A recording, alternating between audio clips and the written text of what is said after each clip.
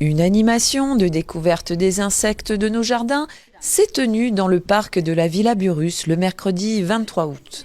À cette occasion, les participants ont pu apprendre à réaliser un hôtel à insectes. La médiathèque du Val d'Argent a collaboré avec le vivarium du Moulin de Lautenbachzell pour la réalisation de l'hôtel. Principalement, il faut déjà connaître les petites bêtes. Il faut savoir qu'est-ce qu'elles mangent, comment elles vivent.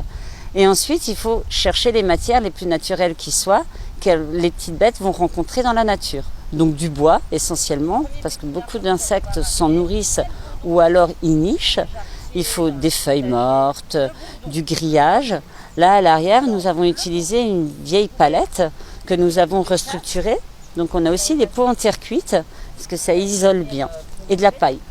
La construction d'un hôtel contribue à augmenter la population d'insectes bénéfiques pour l'environnement. L'équilibre est cependant fragile et les insectes se font de plus en plus rares. Déjà parce que plein d'insectes sont en voie d'extinction.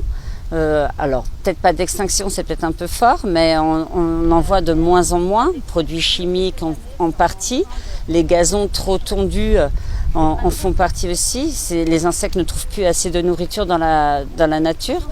Donc nous, ce qu'on va faire, c'est qu'on va installer un hôtel à insectes, mais surtout, on va essayer de faire un petit endroit où l'insecte va trouver à manger. L'hôtel à insectes nécessite une réflexion globale sur l'environnement. Quelques règles à suivre. L'hôtel à insectes bénéficie d'un effet de mode, on va dire. On en voit un peu partout, un peu placé n'importe où.